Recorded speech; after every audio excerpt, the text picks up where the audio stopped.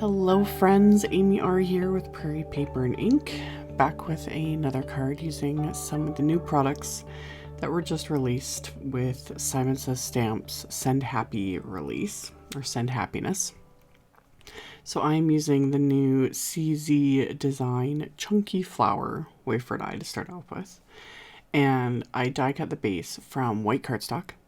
And then the outline I die cut from white cardstock, and then I die cut it from 3 other colors of cardstock. Originally, I was only going to make one of these. And then I realized, I was like, oh, if I, alternate the colors with the die cuts I have, I basically am going to have 3. And then, of course, decided, ooh, I'm going to make a slimline card with this. So I adhered the outline, basically the narrower outline to the larger white outline, and then I just filled it in with those pieces of color cardstock just using my craft tacky glue, and then I just repeated that process 2 more times with all the pieces I had on hand, so I ended up with 3 flowers, and I set those aside. And then my card base is more heavyweight white cardstock, and I cut it down to 7 inches by 8.5. And then I'm going to score this at 3.5 with my Teflon bone folder. So my card base is going to be a 3.5 inch by 8.5 inch card base. So I've got that scored, and then crease down the fold really well. And then I'm going to mask off what is going to be the back of the card, just applying that at the fold. I thought that would be a bit easier for all the stenciling I'm going to do. Again, originally I was going to use just leave the card simple and white. But there is this Chunky Flowers mask or stencil that was part of the release. CZ Design has an entire little collection of products that are all meant to work together. And this stencil goes really, really well with, there's a background stamp. So it makes it a really easy way to kind of line it up and add color without having to do everything individually. However, I'm just using the stencil. I thought this would be really fun to create a background with. So I am lining up the stencil and then having to line it up twice because the card base is bigger than the stencil. This is a really easy to line up because it's just a repeating pattern. So it's just easy to line up on longer things. So while I was doing this, I was like, ooh, I can do a custom envelope as well. So there's the new, this is the new lemon chiffon slimline envelopes from Simon. And then I'm just doing the exact same thing with the stencil. I am lining it up on the envelope, starting on one end, blending on the ink. For the ink blending, I'm using Distress Oxide inks, and I started with Squeezed Lemonade. And then did the background on the card base first, and then did the envelope, because the Squeezed Lemonade is my lightest ink. So I wanted to go basically lightest to darkest so that I don't have to keep wiping off the stencil in between. I'm just going to keep going and doing my thing. So I've got the background stencil with the one color, and then I'm going to line up the stencil and offset it so I can do another color and just kind of create just something fun. I was kind of really inspired by one of the sequin packs that was released with this Send Happiness release. So I kind of wanted to go with those sorts of colors. So, yellow, kind of orangey, abandoned coral color, and then picked raspberry. So for the orangey color, I'm using abandoned coral and doing the exact same thing. I'm just blending those colors, offsetting the stencil, and then lining everything up again. So did this with the envelope, of course, too. And then just kind of trying to be aware of my work surface. I don't mind it getting messy, but I was just trying to be aware of not getting too much ink. That's why I'm kind of masking off all around the envelope and all around the card base, because the card base being white, I don't want to get a bunch of ink everywhere. I get ink all over myself. I'm okay with that. I just didn't want it smeared, all over my card, all over the back of the envelope, that sort of a thing. So after the abandoned coral, now I'm going in with picked raspberry, and just kind of creates this neat, I was almost thinking kaleidoscope in a sense with the layers, and it's if you kept going, it actually probably would end up looking like that. So blended on the picked raspberry on the envelope, and then I'm going to do the exact same thing with the card base. And then once that's applied, as always, you could always stop here, but I'm going to add splatter. That's always the fun thing. So after I had the picture raspberry blended onto the card base, I'm going to remove that top portion of tape to remove the mask. And then I'm going to use a little bit of tape just to hold down the card base here, just to make sure to keep everything flat so that I can add the splatter and I don't have the card base like popping up.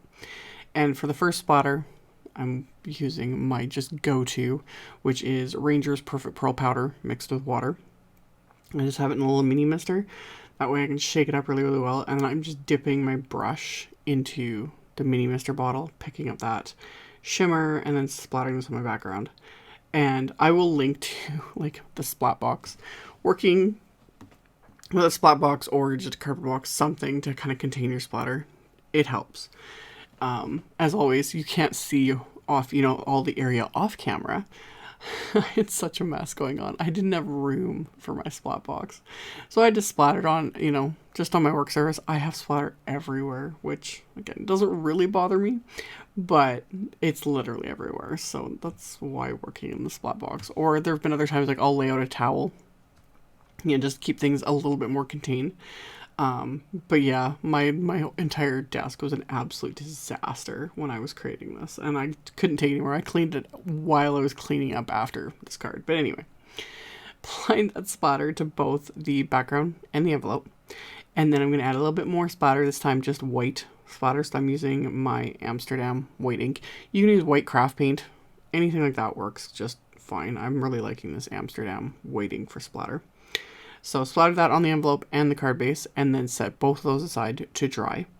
While those are drying, I am going to stamp my sentiments, and I'm using the Happy Days stamp set from CZ Design, and that goes with these like chunky flower images. There's images in the set that go with it. I love the sentiments, as always. I love the clean graphic look of everything.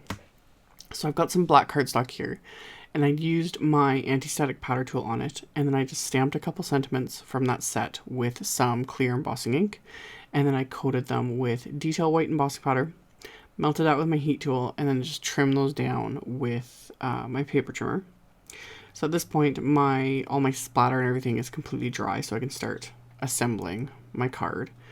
So I have my card base here, and I just figured out like where the center was of my card base, and then lined up these chunky flowers that I had assembled from all that cardstock in the beginning.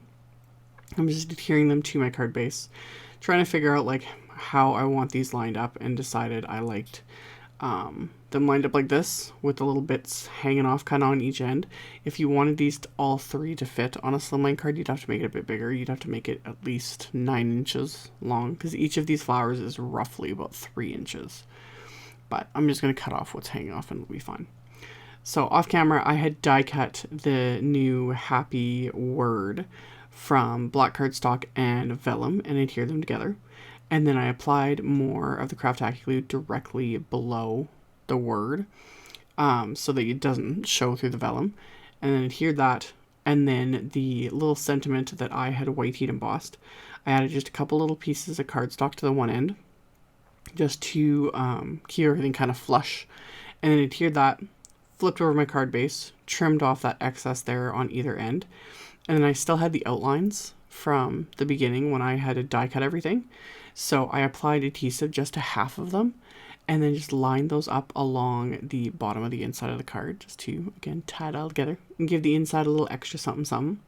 So got all those adhered to the inside of the card. Once they're adhered into place, I did the same thing. Flip this over and then just trimmed off everything with my scissors. And then I'm going to adhere that second sentiment that I had white heat embossed. So I'm going to adhere that to the inside, and that's going to finish off the inside of the card. So again, as always, you could stop here, but I wanted to add the sequins that actually inspired this card. So these are the new Summer Sunset sequins, and yeah, they're gorgeous. They have these great big, like, yellow sequins too that are just fabulous. I didn't use those on this card because I had a lot going on. This ended up turning out very, very hippie-like. I was thinking just psychedelic, that sort of thing. Just fun. So I adhered all those all over this card with some craft tacky glue, just using my embellishment wand. And once those are adhered, this card is complete. So I used my flashlight to try and show, you can see it better on the envelope, just the shimmer from that perfect pearl powder splatter. So as always, I will have a link below the video to my blog post. I will have a supply list with links below to everything I used, links to my blog post. This is part of a blog hop for this release, so all that info will be in my blog post, so check that out below if you're interested. Thank you all so much for watching, subscribing, thumbs upping, commenting, all of it. I really appreciate it, and I will see you all very soon in the next video. Bye!